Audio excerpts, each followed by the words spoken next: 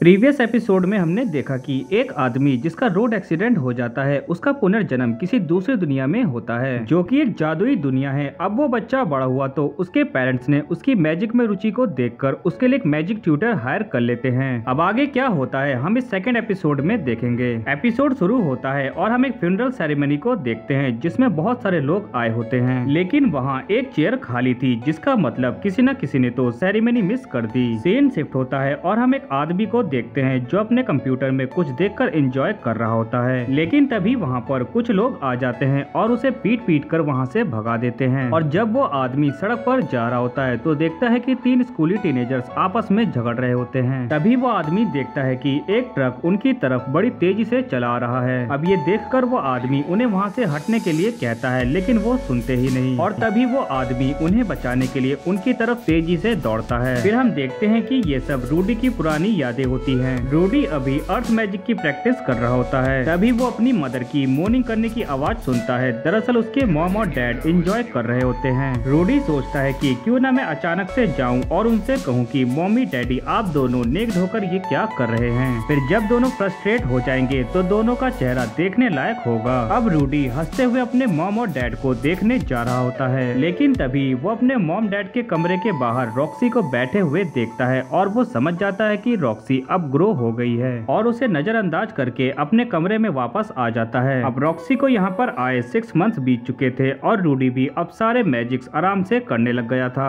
यहाँ तक कि उसे इंटरमीडिएट लेवल का मैजिक करने में भी कोई परेशानी नहीं होती थी। अब रॉक्सी रात के समय रूडी को मैजिक का इतिहास बता रही थी, लेकिन रूडी रॉक्सी की पैंटीज को ही घूरता रहता है पर रॉक्सी को इस बात का पता नहीं चल पाता। अब रॉक्सी रूडी को स्पिरिट्स और डीमन के बारे में बताती है और कहती है कि मैं भी एक डीमन हूँ। अब ये सुनकर रूडी बहुत एक्साइटेड होता है। रॉक्सी आगे बताती है कि डीमंस में एक ऐसी रेस है जो काफी ज्यादा खतरनाक है जिन्हें सुपर्ड कहते हैं। रॉक्सी रूडी को उनसे बच के रहने के लिए कहती है। रॉक्सी बताती है कि उनकी पहचान उनके ग्रीन हेयर और माथे में रेड जेम से होती है। रूडी कहता है कि अब मैं केयरफुल रहूंगा। फिर रूडी वहाँ से चला जाता है। अब रॉक्सी को यहाँ पर आए 1 साल बीत जाते हैं और रूडी के मैजिक स्किल्स भी काफी ज्यादा स्मूथ हो चुके थे, लेकिन दूसरी तरफ तलवारबाजी में कुछ खास इम्प्रूवमेंट नहीं होती। एक दिन रूडी अपने घर के बाहर बच्चों को खेलते हुए देख रहा था। तभी उसे ऐसा लगता है कि उन बच्चों के हाथ में फोन है और वो उसे बुली करेंगे। तभी रूडी अपने पिछले जन्म के बारे में सोचने लगता है जब लोग उसे परेशान करके उसकी फोटो खींचा करते थे। तभी वहाँ रॉक्सी आ जाती है। रॉक्सी माउंटेन्स की ओर इशारा करते हुए कहती है कि उन माउंटेन्स के पीछे एक रनोवा नाम की सिटी है जहाँ पर एक बहुत बड़ा मैजिक स्कूल है जिसका नाम है Ranova university of magic. Roxy Rudy को कहती है कि अगर तुमको अपनी मैजिक स्किल्स और आगे ले जाना है तो तुमको वहीं पर जाना चाहिए, लेकिन रूडी डरता था कि वहाँ सब उसे बुली करेंगे जैसा पिछली लाइफ में लोग उसके साथ करते थे। रूडी कहता है कि मुझे किसी स्कूल की जरूरत नहीं है, मेरे लिए आप ही सब कुछ हो। इस पर रॉक्सी बताती है कि तुम कुछ ही दिनों में मुझसे भी अच्छे मैजिशियन बन जाओगे, इसलिए तुम्हें आगे का सीखने के लिए रनोवा जाना पड़ेगा। सीन शिफ्ट होता है और हम देखते हैं कि रूडी का 5th बर्थडे होता है। इस वर्ल्ड में हर साल बर्थडे सेलिब्रेट करने की बजाय हर 5 साल में धूमधाम से बर्थडे सेलिब्रेट करने का कस्टम है। अब सभी लोग रूडी का बर्थडे अच्छे से सेलिब्रेट करते हैं, जिसके बाद सभी लोग रूडी को गिफ्ट भी देते हैं। और जब रॉक्सी की बारी आती है तो रॉक्सी उसे एक मैजिक स्टिक देती है जो उसकी मैजिक स्किल्स को और भी ज्यादा एम्पलीफाई करेगी। फिर रॉक्सी रूडी से कहती है कि तुमने 5 साल का होने से पहले ही 4 टाइप का एडवांस अटैक मैजिक सीख लिया है। अब मेरे पास तुमको सिखाने के लिए कुछ भी नहीं रह गया और कल तुम्हारा ग्रेजुएशन एग्जाम है। अब रूडी काफी सैड था क्योंकि उसे पता था कि इसके बाद रॉक्सी यहाँ से चली जाएगी और शायद एग्जाम के बाद उसे भी बाहर जाना पड़े। फिर रूडी अपनी प्रीवियस लाइफ के बारे में सोचने लगता है जब उसे सभी लोग बुली करते थे और उनके डर से वो अपने घर में ही रहकर वीडियो गेम खेला करता था। सीन शिफ्ट होता है और हम देखते हैं कि रूडी का एग्जाम वाला दिन आ गया है। अब इस एग्जाम के लिए रॉक्सी रूडी को घर से बाहर ले जाना चाहती थी, लेकिन रूडी बाहर जाने से डर रहा होता है, लेकिन रॉक्सी उसे हिम्मत दिलाकर बाहर ले आती है। अब बाहर का माहौल और लोगों को देखकर रूडी का डर दूर हो जाता है और वो एंजॉय करने लगता है। फिर रॉक्सी और रूडी एक जगह पर पहुंचते हैं। रॉक्सी रूडी से कहती है कि ये जगह बिल्कुल सही है, मैं तुम्हारा यहीं पर एग्जाम लूंगी। फिर रॉक्सी रूडी से कहती है कि मैं एक स्पेल कास्ट करूंगी और तुम्हें उसे एक ही बार में मेमोराइज करके परफॉर्म करना है। फिर रॉक्सी स्पेल कास्ट करने लगती है जिससे आकाश में घने बादल छा जाते हैं और तेज बारिश बारिश होने लगती है और तभी रॉक्सी क्यूमिलियस बोलती है, जिससे एक बिजली स्ट्राइक करती है, लेकिन गलती से वो बिजली रॉक्सी के हॉर्स पर गिर जाती है, जिसके बाद रॉक्सी डर जाती है और हीलिंग मैजिक की मदद से उसे थोड़ा ही ठीक कर पाती है। रॉक्सी रूडी से कहती है कि प्लीज ये बात तुम घर में मत बताना। फिर रूडी की बारी आ जाती है। रूडी इस मैजिक को काफी अच्छी तरह से परफॉर्म करता है। सही शब्दों में कहें तो वो रॉक्सी से बड़ा तूफान लाता है और लाइटनिंग भी करवाता है। अब रॉक्सी रूडी को कांग्रेचुलेट करती है और कहती है कि तुम अब ग्रेजुएट हो चुके हो, अब हम दोनों सेम लेवल पर हैं। फिर नेक्स्ट सीन में हम देखते हैं कि रॉक्सी के जाने का समय आ गया था।